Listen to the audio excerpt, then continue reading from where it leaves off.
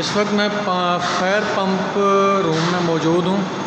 शुरू करते हैं सक्शन से लेकर एंड पॉइंट तक। सबसे पहले ये दो सामने पॉइंट नज़र आ रहे होंगे, एक ये वाला पॉइंट है और ये दूसरा पॉइंट है। अब है क्या कि हमारे पास दो टैंक हैं। ये जो ग्रीन लाइन नज़र आ रही है ना, इसके पीछे ये पार्टीशन वाल है, इसके अंदर एक टैंक से ये आ रही है डिस्चार्ज सक्शन लाइन और एक टैंक से ये सक्शन लाइन आ रही है।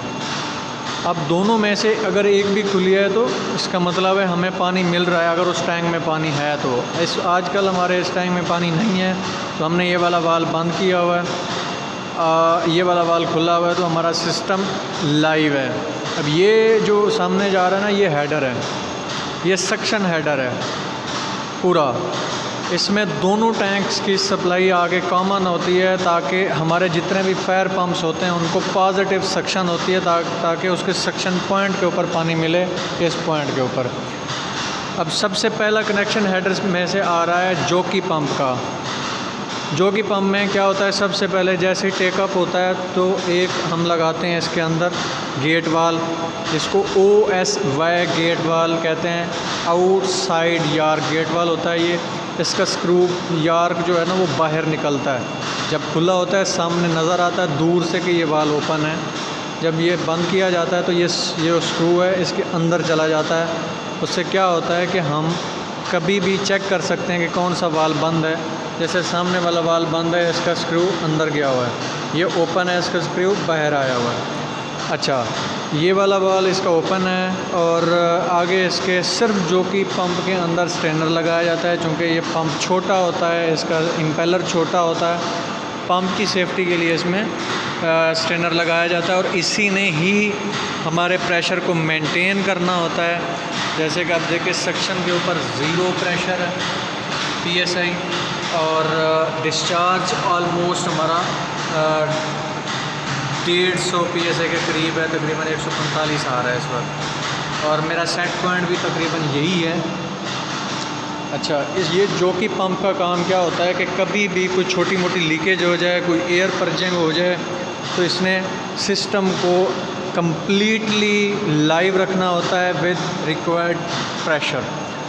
अब डिस्चार्ज के बाद एक प्रेशर गेज होती है, प्रेशर गेज के बाद अब आगे है एक चेक वाल लगा होता है ताकि आगे सिस्टम में जो पानी टेम्परेचर अपना प्रेशर हमने पूरा कर दिया तो वो उसको बैक नहीं होने देता, क्योंकि पीछे फ्री बाई ग्रेविटी पानी आ रहा होता है। लाइव करने के बाद पंप बंद हो जाता है। इसके बाद एक गेट वाल होता है और इन दोनों के दरमियान से एक लाइन जा रही है जिसको हम सेंसिंग लाइन बोलते हैं।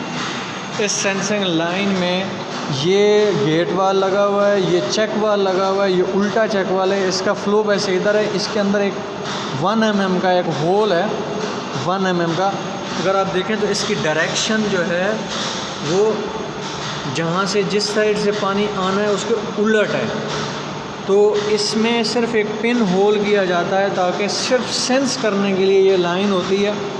ये इसका डिस्चार्ज पॉइंट है। अगर हमने इसको चेक करना है कि इसमें से पानी आ रहा है कि नहीं आ रहा, तो इसमें भी एक T पॉइंट बना हुआ है गेज लगाने के लिए, और ये इसका गेट वाला है, नीचे गेट वाला है, और ये डिस्चार्ज पॉइंट नीचे जा रहा है, यहाँ से मुड़ के ना ये नीचे जा रहा है। अब ये आगे सेंसिंग लाइन जाती कहाँ है, ये सामने से अगर आप देखें तो ये आ रही है, इसका रूट पूरा, ये छोटी लाइन ये यहाँ से होती हुई ये पैनल में जाती है, जो कि इसका कंट्रोल पैनल होता है जहाँ से ये ऑपरेट हो रहा होता है। इसके अंदर अब 150 PSI प्रेशर हमारा बिल्ट हो चुका है और पंप बंद हो गया होगा। अब क्या है कि ये वाला जो ये प्रेशर, ये वाली रीडिंग जो है ना, ये रीडिंग इसी लाइन के थ्रू ये ले रहा है। वहाँ से जो प्रेशर उस लाइन से आ रहा है, इसने यहाँ सेंस किया और यहाँ इसके कंट्रोलर को रीडिंग मिली और इस रीडिंग पे इसने ऑपरेट होना है, ऑन होना है, ऑफ होना है। हमारे इसके अंदर सेट पॉइंट्स दिए हुए हैं कि चलना कब है और बंद कब होना है। इसने 40 के ऊपर 140 के ऊपर चलना और 150 पे बंद हो जाता है ये। नेक्स्ट पंप जो आता है जॉकी के बाद पंप आता है इलेक्ट्रिक ड्रिवन पंप। ये इसका ओवरव्यू है पंप का। इसकी मोटर की रेटिंग जो है वो डिफरेंट हो सकती है रिक्वायरमेंट के हिसाब से। इसको मैं अगर सीधा दिखाऊं,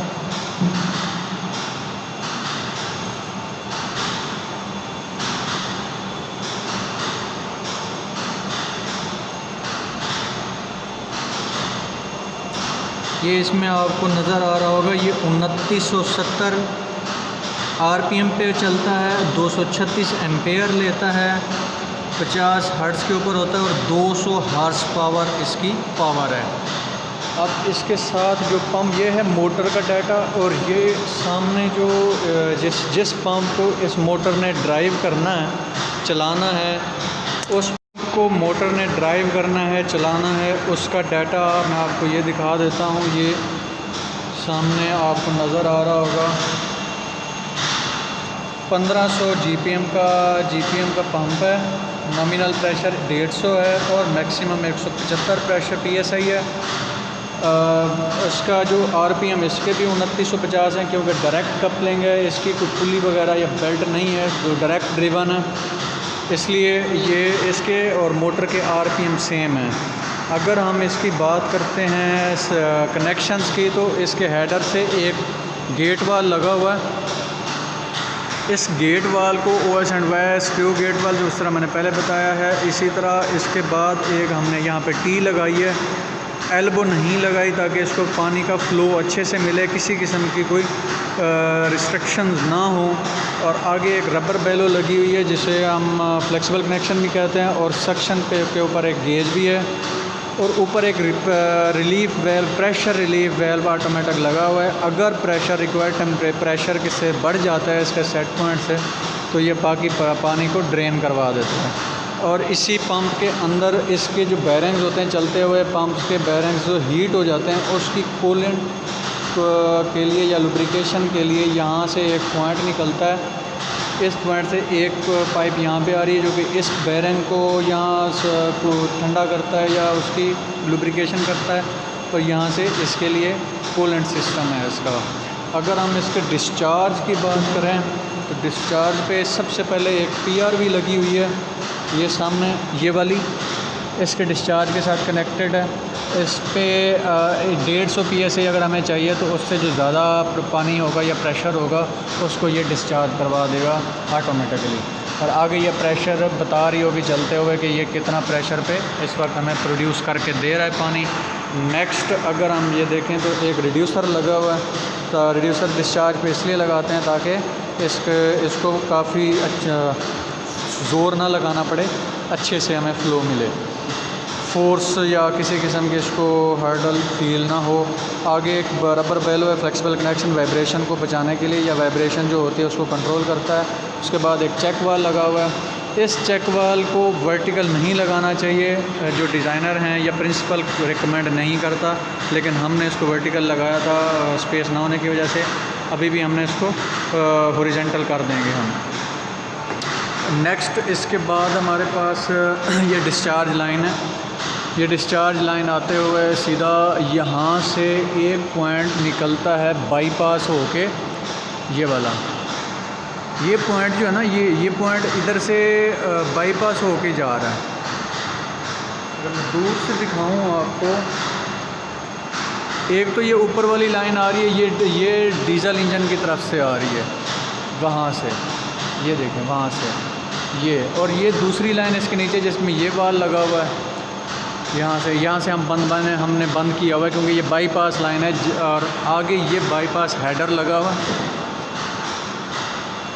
ये बाईपास हेडर है जिसमें दोनों पंप्स की बाईपास लाइन जिसके अंदर आ जाती हैं, ये वाली, ये और ये।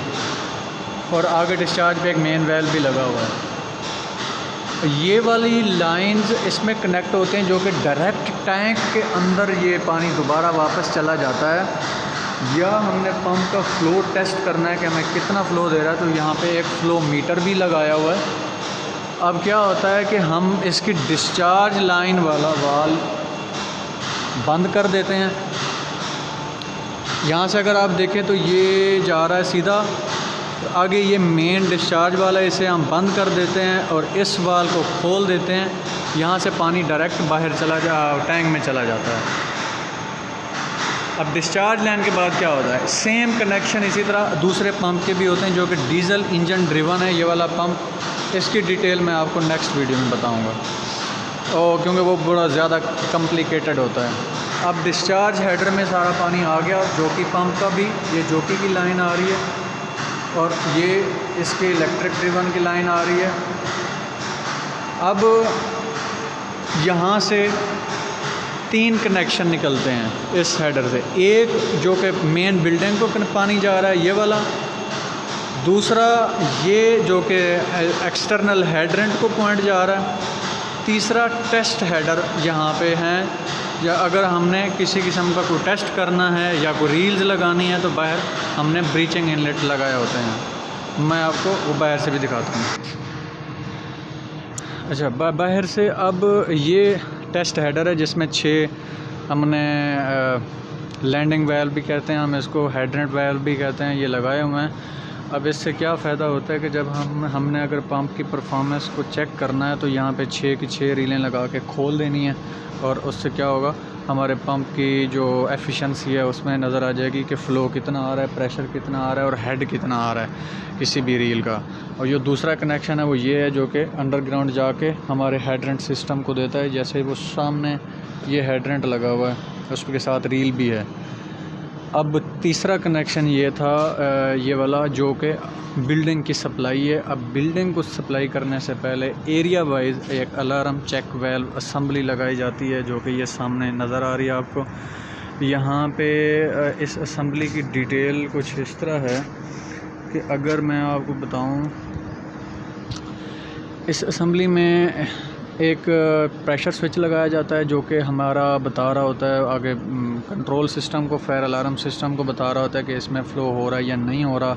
एक रिटार्डेंट चैम्बर होता है, इसी तरह एक ड्रेन वेल्व भी लगा होता है और बीच में साइड ग्लास भी होता है। ये पूरी एक असम्बली होती है, इसकी एक डिटेल बना के सबको मैं दोबारा समझा दूँगा दूसरी वीडियो में। अब ये एरिया वाइज होती हैं। 2 किस्म की असम्बलियाँ इस्तेमाल होती हैं सिस्टम में। एक अलार्म चेक वेल्व असम्बली जिसको हम ACV बोलते हैं, ये बाहर लगाई जाती हैं बिल्डिंग से बाहर या किसी भी एरिया को अलार्म जनरेट करने के लिए। कि यहाँ पे ये जो ऊपर एक नज़र आ रहा है आपको, ये अलार्म है, इसके फ़्लो की वजह से पीछे मोटर चलती है ये वाली, और यहाँ इसके अंदर घंटी लगी हुई है, वो टन टन टन करती है। इसके बाद जब बिल्डिंग के अंदर एरिया में चली जाती है, वहाँ पे आइसोलेशन एरिया की आइसोलेशन होती है, वहाँ पे आइसोलेशन वेल्व असम्बली लगती है, उसके ऊपर भी सेपरेट वीडियो बनाई जाएगी।